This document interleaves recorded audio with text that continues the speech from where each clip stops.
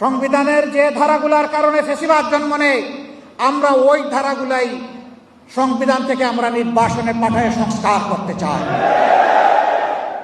আমরা ইলেকশনের দিন পর্যন্ত সবাই এক ছিলাম। এরপরে যখন দেখলেন যে আপনারা যেভাবেই হোক, যে মেকানিজমেই হোক, আপনারা 2/3 বেশি হয়ে গেছেন, তখন রাতারাতি আপনাদের মত বদলে গেল। আমরা তো আমাদের জায়গায় আছি।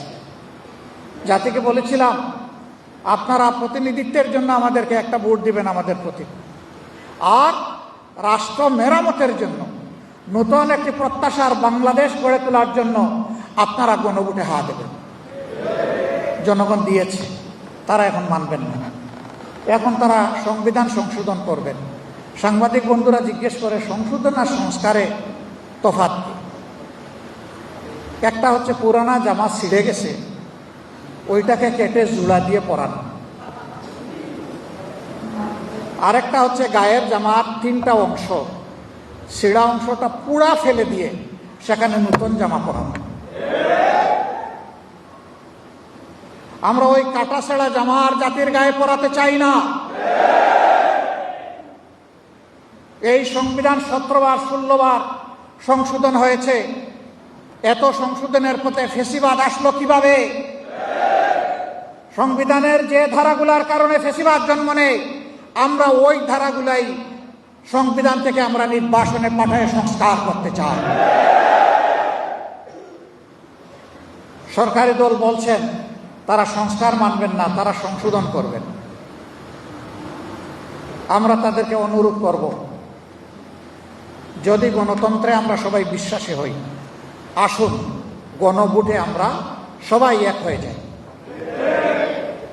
হ্যাঁ, সংকট আপনারা তৈরি করেছেন, এর নিরসন হওয়ার কথা ছিল 15 মার্চের ভিতরে। আপনারা আপনাদের দায়িত্ব পালন করেন না, এই জন্য এই সংকট তৈরি হয়েছে। আমরা 2টা শপথ নিয়েছি, আপনারা একটা নিয়েছেন। আপনাদের দায়িত্ব ছিল সংস্কার পরিষদের সভা আহ্বান করার জন্য দায়িত্বশীল ব্যক্তিকে লিখিত অনুরোধ জানানো। আপনারা শুধু অনুরোধ করেছেন জাতীয় সংসদ অধিবেশনের জন্য, সংস্কার পরিষদের জন্য করেন নাই। আপনারা আপনাদের দায়িত্ব পালনে ব্যর্থ হয়েছেন এবং জনগণের সাথে দেওয়া কথা আপনারা লঙ্ঘন করেছেন। আমরা আমাদের জায়গায় রয়ে গেছি। আমরা সরকারি দলকে বলবো, এখনো সময় হাতছাড়া হয়ে যায়নি।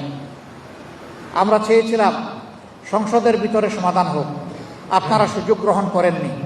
আমাদেরকে ঠেলে জনগণের এই রায় বাস্তবায়ন করার জন্য জনগণের কাছে আপনারা আমাদেরকে আসতে বাধ্য করেছেন। যেই জনগণ খালি হাতে সশস্ত্র দুর্বৃত্তদেরকে মোকাবেলা করে 5 আগস্ট পরিবর্তন এনেছিল, সেই জনগণের মৃত্যু হয় না।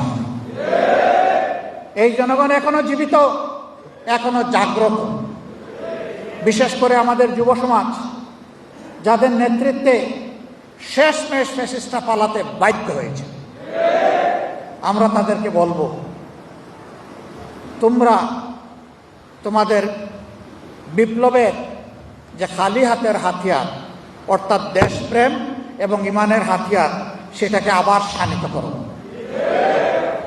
যেমন আগে নেমেছি, এখনো আবার নামবো এবং ইনশাআল্লাহ জনগণের এই দাবি আমরা আদায় করে ছাড়বো ইনশাআল্লাহ।